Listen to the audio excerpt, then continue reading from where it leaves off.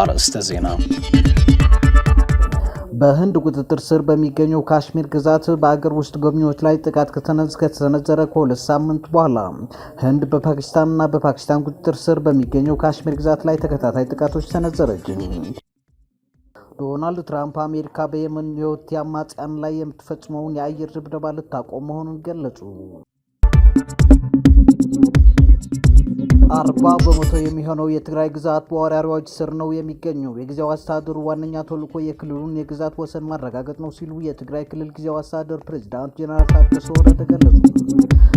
ሰላም፣ እንዴት ቆያችሁ? ውድ የኢትዮ ሞኒተር ቤተሰቦች፣ እነኚህና ሌሎች ጉዳዮች ወደ እናንተ እናደርሳለን። እስከ ዝግጅታችን ፍጻሜ አብራችሁ እንድትቆዩ ጋበዝን። ወደ ዝርዝራቸው እንለፍ።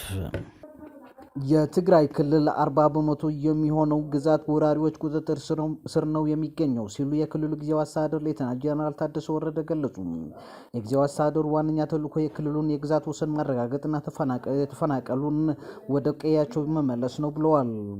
ፕሬዚዳንቱ ይህንን የገለጹት በኢትዮጵያ የጀርመን አምባሳደር የሆኑትን ጄኔስ ሃኒፌልድ ዛሬ ሚያዝያ 28 ቀን 2017 ዓ.ም በጽህፈት ቤታቸው ተቀብለው ባነጋገሩበት ወቅት ነው።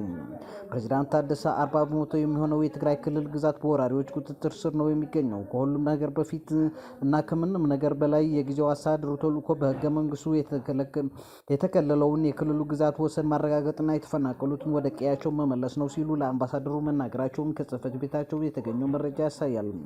ፕሬዚዳንት ጄኔራል ታደሰ የፌዴራል መንግስት ከመከላከያ ሰራዊቱ ውጭ የሆኑ በእነዚህ አካባቢዎች የሚገኙ ታጣቂዎች ከአካባቢው ሊያስወጣቸው ይገባል ሲል ለአምባሳደሩ መናገራቸውም ታውቋል። ፕሬዝዳንት ሌተናንት ጄኔራል ታደሰ ወረደ የተፈናቀሉ ዜጎችን ወደ ቀያቸው መመለስ ይሁን የትግራይን ህገ መንግስታዊ ግዛቶችን ከጦርነቱ በፊት ወደ ነበረበት እንዲመለስ ማድረግ የፌዴራል መንግስት ኃላፊነት መሆኑን ለአምባሳደሩ እንደገለጹላቸው ከጽህፈት ቤታቸው የተገኘው መረጃ ያሳያል። በትግራይ ትልቁ የፖለቲካ ርዕስ ጉዳይ የተፈናቀሉ ዜጎች ወደ ቀያቸው ማስመለስና የትግራይ ህገ መንግስታዊ ግዛቶችን ማረጋገጥ የሚለው ነው ሲሉ መናገራቸውም አካቷል። በተጨማሪም ፕሬዚዳንቱ ከአምባሳደሩ ጋር በነበራቸው ውይይት የመጀመሪያው ዙር ታጣቂዎችን ወደ ማህበረሰቡ የመቀላቀል ተግባር እስከ መስከረም ይጠናቀቃል። ሁለተኛው ዙር ግን ከክልሉ ግዛት መከበር ጎን ለጎን የሚፈጸም ነው ሲሉ መናገራቸውን ጽህፈት ቤታቸውን አስታውቋል። ጽህፈት ቤታቸው ባጋራው መረጃ ፕሬዚዳንት ታደሰ ሁለተኛው ዙር የክልሉን የቀድሞ ታጣቂዎችን ትጥቅ የማስፈታትና ወደ ህብረተሰቡ የመቀላቀል ተግባር የሚከናወነው ተፈናቃዮችን ሙሉ በሙሉ ወደ ቀያቸው መመለሳቸውና ህገ መንግስታዊ የትግራይ ግዛቶችን መመለሳቸውን ሲረጋገጥ ጎን ለጎን በትይዩ የሚፈጸም ነው ማለታቸውን አስታውቋል። ጽህፈት ቤታቸው በተጨማሪም ፕሬዚዳንት ታደሰ ጊዜያዊ አስተዳደሩ አዎንታዊ ለውጥ ለማምጣት ከፌዴራል መንግስት ጋር መልካም ግንኙነት ለመፍጠር የተቻለ ነው ማለታቸውን አስታውቀዋል። ቀደም ሲል በጸለምት የተፈናቀሉ ዜጎችን ወደ ቀያቸው ለመመለስ የተደረገው ጥረት አለመሳካቱን ያመለከቱት ፕሬዚዳንቱ የጸጥታ ሁኔታው ባለመጠራቱ ለዳግም መፈናቀልና ለችግር እንደዳረጋቸው ጠቁመዋል ብለዋል። በቃላት ሊገለጽ በማይችል ህይወት ውስጥ እንዲኖሩ የተገደዱ ወገኖቻችን ከክረምት በፊት ወደ ቤታቸው ለመመለስ በተቻለ መጠን በፌዴራል መንግስት ጋር በመረዳዳት ስራ መጀመር አለበት ማለታቸውን አካተዋል። ጀርመን በትግራይ በተለይም በግብርና፣ በትምህርት፣ በጤናና በመሳሰሉት የሚወደስ ድጋፍ ስታደርግ ቆይታለች ሲሉ በመግለጽ በቀጣይም ትግራይን ለማገዝ የምታደርገው ጥረት አጠናክራ እንድትቀጥል መጠየቃቸውን አስታውቋል። ዶናልድ ትራምፕ አሜሪካ በየመን የሁቲ አማጽያን ላይ የምትፈጽመውን የአየር ድብደባ ልታቆም መሆኑን ገለጹ። ፕሬዚዳንቱ ይህንን ያሉት የሁቲ አማጽያንን ጥቃት መፈጸም በማቆማቸው መሆኑን ተናግረዋል። ኦማን በበኩሏ በኢራን የሚደገፉት አማጽያን በቀይ ባህር ላይ የሚንቀሳቀሱ የንግድ መርከቦች ላይ ጥቃት ላለመፈጸም መስማማታቸውን አስታውቃለች። ዶናልድ ትራምፕ ከካናዳው ጠቅላይ ሚኒስትር ጋር በዋሽንግተን በተገናኙበት ወቅት ሁቲዎች መዋጋት አይፈልጉም፣ እኛ ደግሞ ያን እናከብራለን፣ እናም የአየር ድብደባ ማካሄዳችንን እናቆማለን፣ ስለዚህ እነሱም ጥቃት ማድረሳቸው አቁመዋል ብለዋል። የኦማን የውጭ ጉዳይ ሚኒስቴር ሁለቱም ወገኖች አንደኛውን ሌላኛውን ላይ ጥቃት ላለመሰንዘር መስማማታቸውን ገልጸዋል። ባህሩ ላይ በሰላም የመቅዘፍ ነጻነትን ለማረጋገጥና የዓለም አቀፍ ንግድ መርከቦች ፍሰት የተሳለጠ እንዲሆን ስምምነት መደረጉን የዶናልድ ትራምፕ ንግግርን ተከትሎ የኦማን የውጭ ጉዳይ ሚኒስቴር በማህበራዊ ትስስር ገጹ ላይ ለጥፏል። ሁቲዎች እስካሁን ድረስ ተደረሰ ስለተባለው ስምምነት ያሉት ነገር የለም። መጋቢት ወር በአሜሪካ በሁቲዎች ላይ የምትፈጽመውን ጥቃት አጠናክራ ቀጥላ በየመን 1000 ኢላማዎች ላይ ጥቃት መፈጸሙን የመከላከያ ኃይሉ አስታውቋል። ዶናልድ ትራምፕ ከኦቫል ኦፊስ እንደተናገሩት ሁቲዎች ከአሁን በኋላ መርከቦች ላይ አይተኩሱም። ሁቲዎች እንዳስታወቁት ወይንም ቢያንስ ለእኛ እንደገለጹልን ከአሁን በኋላ አይዋጉም። ነገር ግን የበለጠ ጠቃሚውን ነገር ቃላቸውም አምነን መቀበላችን ነው። የኦማን የውጭ ጉዳይ ሚኒስትር ባድር አልቡሳይዲ ውጥረቶቹ እንዲረግቡ አገራቸው ማሸማገሏን ተናግረዋል። ወደፊት ሁለቱም ወገኖች አንደኛው ሌላኛው ላይ ጥቃት አይፈጽምም። በቀይ ባህር ሆነ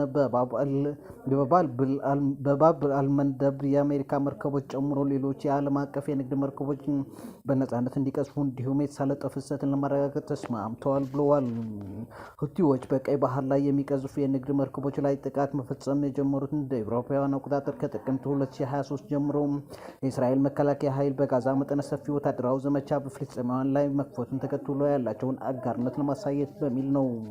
በንግድ መርከቦች ላይ በርካታ ሚሳኤሎችን ያስወነጨፉትና የድሮን ጥቃትን የፈጸሙት ሁቲዎች 2 መርከቦችን ሲያሰምጡ 3ኛውን በቁጥጥር ስር ውለው 4 የመርከቡን ሰራተኞች ገድለዋል።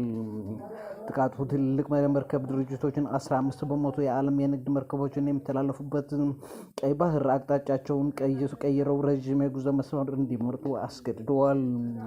በአሜሪካ የተመራው የባህር ኃይል በርካታ የሁቲ ታጣቂዎችን ጥቃቶችን ያከሸፈ ሲሆን በቀድሞው የአሜሪካ ፕሬዝዳንት የተጀመረው የአየር ጥቃት በዶናልድ ትራምፕ ተጠናክሮ ቀጥሎ ነበር። ባለፈው ሳምንት ሁቲዎች አሜሪካ በሰሜን ምዕራብ የመን በሚገኙ የስደተኞች ማቆያ ላይ በፈጸመችው የአየር ጥቃት 68 አፍሪካዊ ስደተኞች መገደላቸው ገልጸዋል። ሁቲዎች ወደ እስራኤል ሚሳኤል ማስወንጨፋቸውን የቀጠሉም ሲሆን እሁድ ዕለት የእስራኤል ዋና አውሮፕላን ማረፊያ ተርሚናል መምታታቸውን ይታወሳል። ይህንን ተከትሎ ማክሰኞ ዕለት እስራኤል ለጥቃቱ በሰንዓ የሚገኘውን የየመንና ዋና የአውሮፕላን ማረፊያን በማጥቃት ምላሽ ሰጥታለች። የኤኤፍፒ ባለስልጣናትን ጠቅሶ አውሮፕላን ማረፊያው በጥቃቱ ሙሉ በሙሉ መውደሙን ዘግበዋል።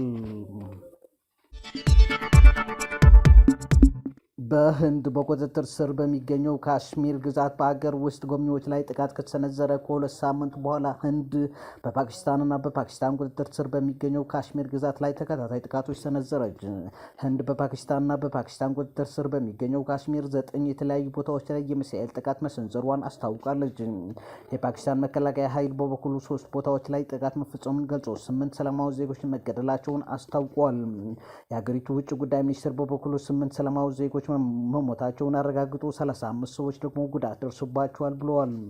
ፓኪስታን አዝላማባድ በመረጠችው ጊዜ ምላሽ ትሰጣለች ስትል ስለ ጥቃቱ ተናግራለች። የህንድ መከላከያ ሚኒስቴር ጥቃቱን ኦፕሬሽን ሲንዶር ሲል የጠራው ሲሆን ይህ ዘመቻ ሚያዝያ 14 ቀን 2017 ዓ.ም 22 ህንዳውያንና 1 ኔፓላዊ የገደሉትን ተጠያቂ ለማድረግ የተካሄደ መሆኑን ገልጸዋል።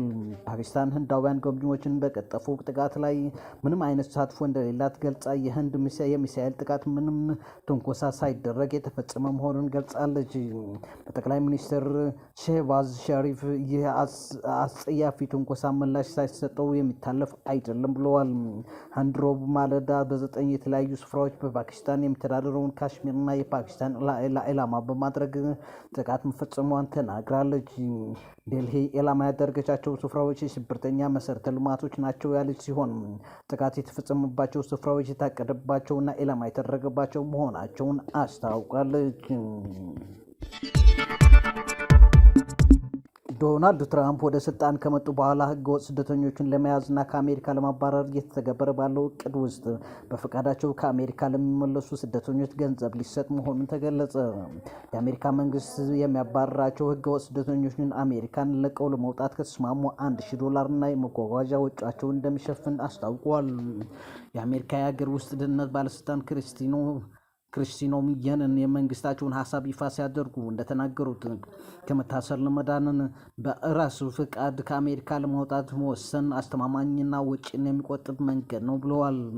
ይህን ሀሳብ ተቀብለው ከአሜሪካ የሚወጡ ሰዎች አንድ ቀን በህጋዊ መንገድ ሊመለሱ የሚችልበትን ሁኔታ ሊመቻች እንደሚችል ፕሬዚዳንት ትራምፕ ለጋዜጠኞች ተናግረዋል።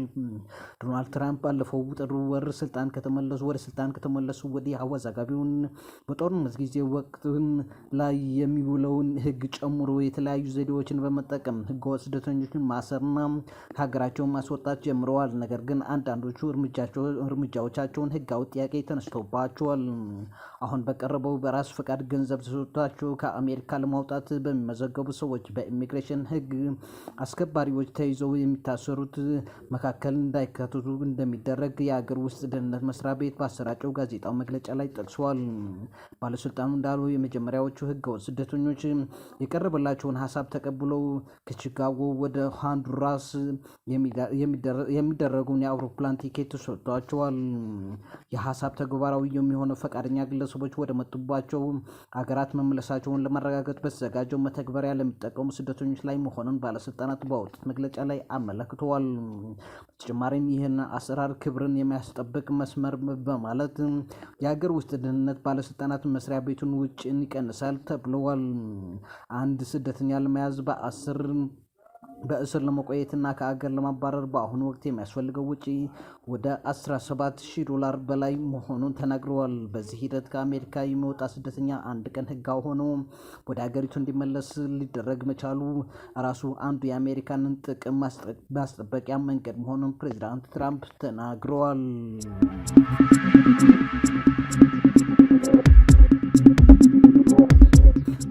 የኢትዮ ሞኒተር ቤተሰቦች ተከታተሉት የነበራችሁ የዛሬ ዝግጅታችን ነበር። አብራችሁን ስለቆያችሁ ከልብ አመስግነናል።